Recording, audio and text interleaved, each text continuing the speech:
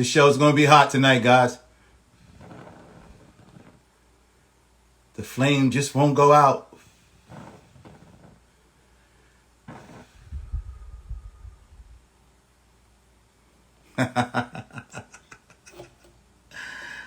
Woo-wee. We are here for this. We are here for this, y'all. What's up, everybody? Free Marie, what up? I see you. Ani Rosenberg, what up? I see you. DJ Corrupt, what up? I see you.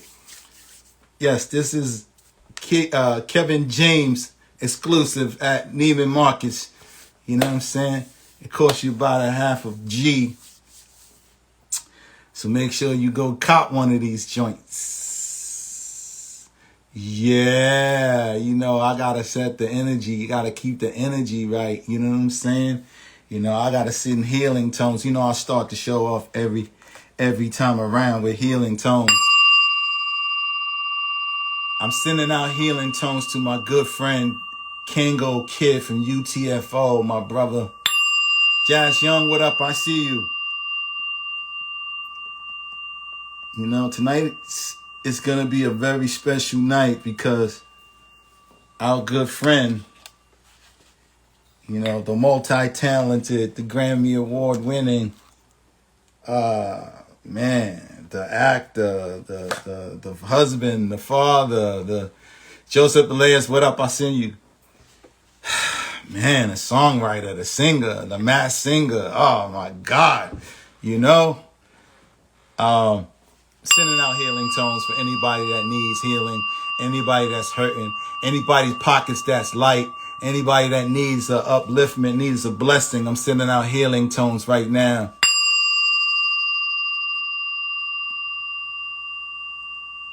This is what I do each and every Thursday night at 8 p.m. right here on Behind the Records. You know what I'm saying? Young Allie, what up? I see you. Lexa the rapper, what up? I see you. Yes, indeed. Yes, indeed. Yes, indeed.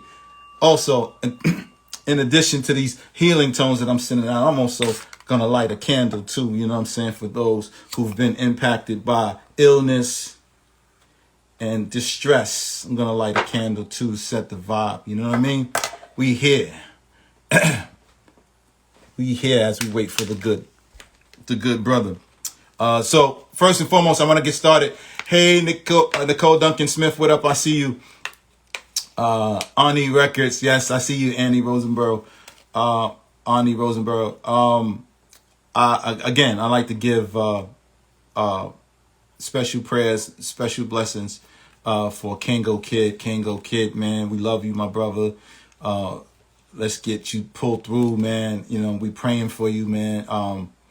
Man, just, you know, hang with us, brother. Hang with us. Yeah, the hip-hop community in the world and your family needs you. Dex Diamond, what up? NEYO, what up, my brother? I see you. Really quick, happy birthday shout out to Scott Storch, 40 Glock. Happy belated birthday to my good friend Stevie D from the Force MDs. Happy birthday to you guys. On this day, this is the day after the anniversary of 3 major releases. Busta Rhymes, Extinction Level Event, DJ Clue's debut album, The Professional, and Dr. Dre's solo debut of The Chronic. Let's go.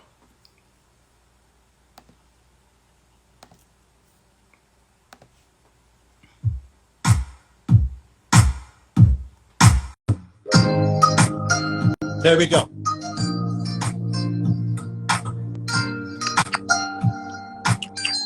Class.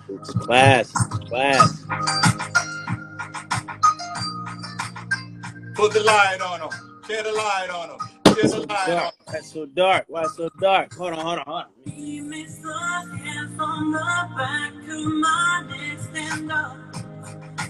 Whoa, ladies and gentlemen, please, without further ado, welcome the one and only, the legend, the living legend, the creative, the pen, the penmanship. He's not just the pen, he's the penmanship. Mr. NEYO, welcome to Behind the Records, my brother. What's going on, my guy? How you doing, man?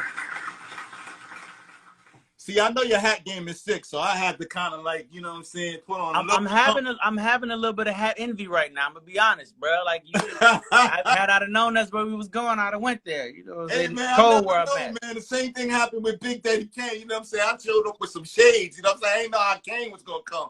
So you never know. You know what I'm saying? Like it's COVID. We all at home. We're relaxed, but you never know. It's all good. It's all good. You looking good, brother.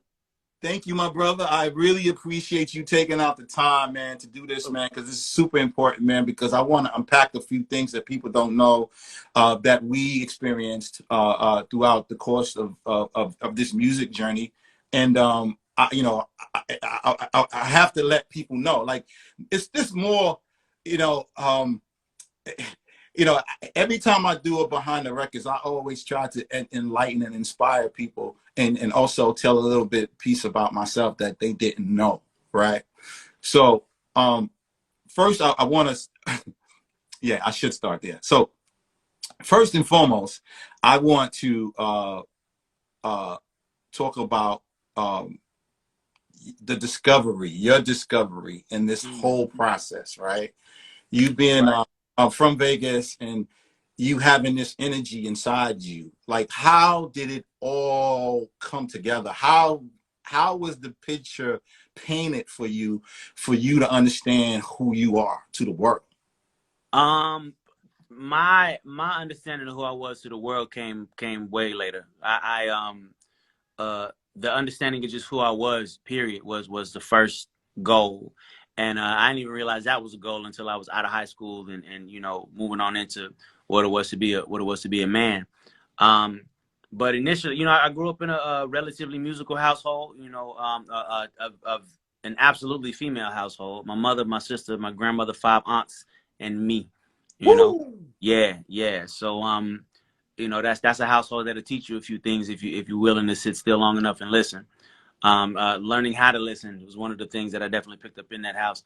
And the whole writing and all of that, the things that kind of define me to this day, were born in that house. I'm growing up in that house. I'm the only guy, and I'm becoming a young man, and I don't really got nobody to bounce these ideas and thoughts off of. So initially I was just angry all the damn time and getting in trouble over stupid stuff just because I had no outlet. You know what I mean? Right. So that was the moment when I got the pen and pad from my mom. Actually, that was her answer to it all. It's like you need a way to express what it is you're trying to express without breaking something, basically. So she gave me the pen and pad and them famous words, write it down. And I said, write what down? And she said, I don't give a damn, just write it down. And that was the exact moment that it started. I mean, it wasn't songs at first. It was journal entries. You know what I'm saying? I'm writing because I'm upset and I'm angry, and as opposed to punching a window or doing something like that, I'm gonna sit here and write until I don't feel this no more. And that's exactly what it became. I would be upset. I would get with my pen and pad, do it, do my little rant writing, and once I was done, I wasn't upset no more. Like, it was gone. So that was the therapy of it. You know what I'm saying? And then from there, again, musical household. Everybody in my family do something in regard to music, be it singing, rapping, playing an instrument, production, whatever the case may be. Everybody. So music was just always there through this whole situation. This music and these melodies constantly flowing through my head, from journal entries to poetry, from poetry to songs. Once I realized that a song is basically just a poem put to music, or at least that's how I put the one and one together to make two. And the ball has just been rolling ever since then, man. Like once I learned that I had this powerful weapon in my arsenal, it became my go-to for everything. The calm and serene person that I am now, I owe 1,000,000% to my mom giving me that pen and pad when I was so young back then.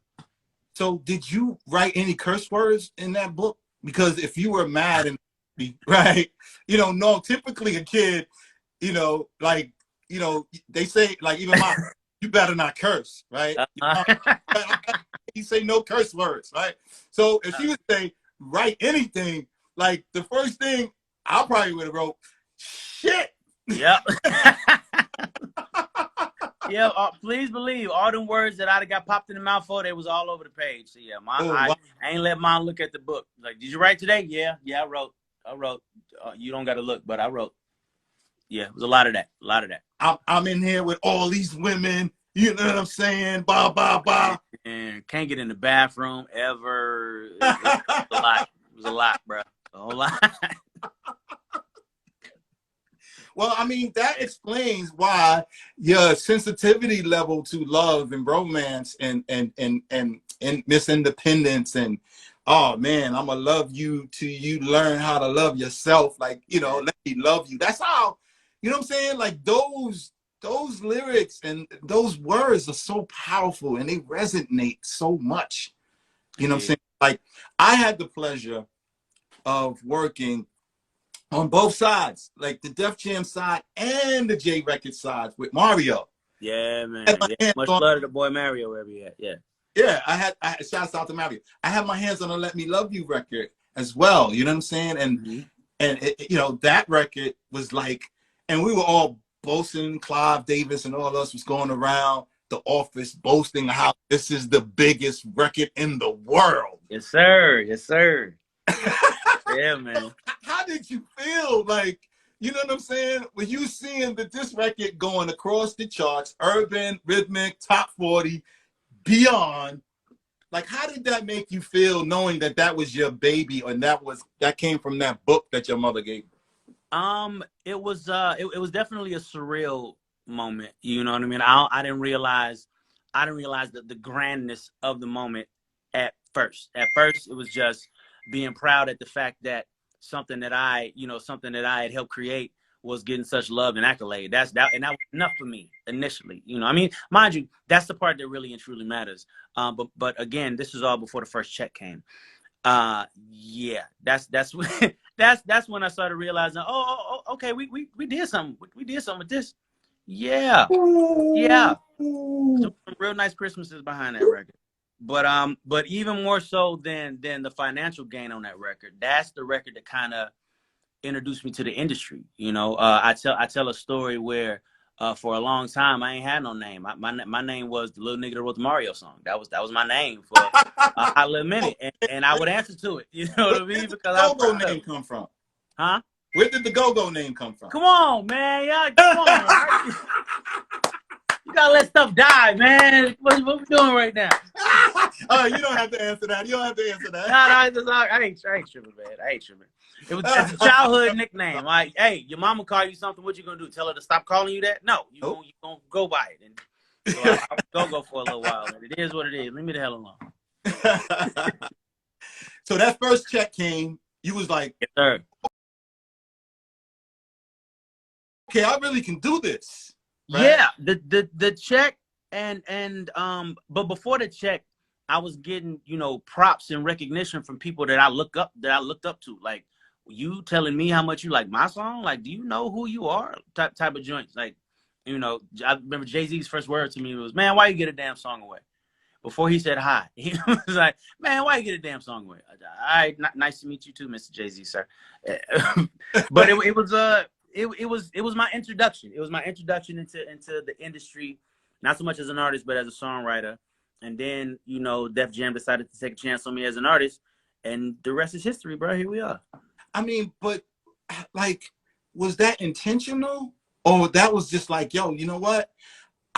Because some people look at your trajectory and say, yo, you start off as a songwriter first, even though you're really an artist. You start songwriter first, you pin something, then you get in the door, and then you let them know that you're an artist, and then they sign you, and then you sign other artists under you. Like, that was like the steps. I mean, okay, so that's one arm on the octopus. You know what I'm saying? That's one route that it could go. That's not to say that that's the route or how it's gonna happen for you or anybody else. That just happens to be how it happened for me. At the time when I was songwriting, I had a deal previous to DefJam. I had a deal over at Columbia that kind of went left, and left me with a lot of learning experiences, if nothing else. And from there is when I was like, you know what, I know it's supposed to be music, because I got this music flowing through my mind and my heart and my soul all day long. So it's got to be music. But maybe I'm not supposed to be in front of the camera. Maybe I'm supposed to be the behind the scenes cat. So that's when I was like, all right, I'm gonna just write, you know. And that's when I went out and worked with Scott Storch, and that's when we did the You Should Let Me Love You record.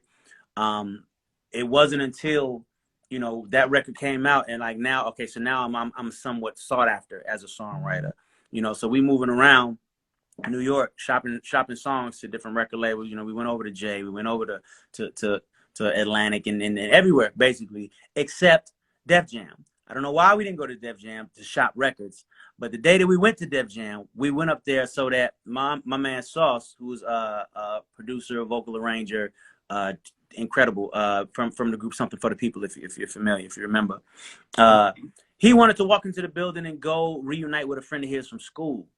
That friend just happened to be Tina Davis, who at the time was head of A&R for Def Jam.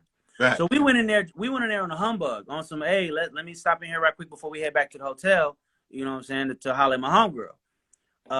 Long story short, push come to shove, she put me in front of L.A. Reid that same day and at that same meeting, and we walked out of there with a record deal. Yeah, completely by accident, not intentional. And it was kind of weird because it's like you think to yourself, how many years you spent searching for a record deal, chasing it down, annoying the hell out of celebrities, walking out of restaurants, just trying to get on, and it don't happen. And then all of a sudden, out of nowhere, by complete accident, oh, by the way, you signed to Def Jam now. Congratulations. Welcome to the team. Wow. What? You know what I mean? It was that. I think that, you know, I think your energy, your purpose, you know, it's already been written. You know what I mean? Like, and I predict this. I predict you getting an EGOT. That's the goal now. That's the goal now. I gotta get in there. An EGOT. Mm-hmm. I'll just put that in the universe, right? I am accepting it. I am accepting all energy in that realm and in that direction. I'm accepting all energy, please. Yes, indeed. So so you at Def Jam, mm-hmm. and you I had Petey Crack on the show behind. Crack, yeah, man. And he tells the story of how he was going to the 40/40 club and he was being unruly, and Desiree wouldn't let him in. Juan's wife wouldn't let him in, and he cursed her out or something like that. He had to apologize to Jay. That sounds like Petey. You know. Yeah. And then Tata comes to him and say, yo, we got this new artist named NEYO, and I need you to come in the studio and record the record. So he was like, all right, you know, send me the files, let me listen to the record. He was like, no, you coming right now. Mm-hmm. Mm-hmm. So that's how, according to Petey Crack, he got on Stay With Me. Yeah, that's the story I heard. Because when he got on, I was somewhat familiar with Petey, but I didn't complete, like, I mean, just saying his name, I didn't know who he was initially. But then I heard the verse and I was like, all right, whoever the hell he is, he smashed this. Let's go. Let's rock. So, but that takes a whole lot of energy and positive energy from you to just blindly trust your management and the label to put somebody that's very unfamiliar to you on your record. Well, I mean, so I came up under the regime of L.A. Reid and Jay-Z. Right. Two powerhouses in the realm of this music, business. If 9 times out of 10, if Jay-Z give you a suggestion, you probably gonna ride with that suggestion because it's Jay-Z. If L.A. Reid says no, in my personal and professional experience and opinion, I think it's this. You're probably gonna listen because it's L.A. Reid. Like, these are not just names. These are iconic names. These are people who know what the hell they doing. So of course I was happily like, all right, I'm not sure, but y'all seem real sure, and I know y'all's track record, so let's rock. Let's rock. And by the grace of God, everything worked out the way it was supposed to and became what it was supposed to become.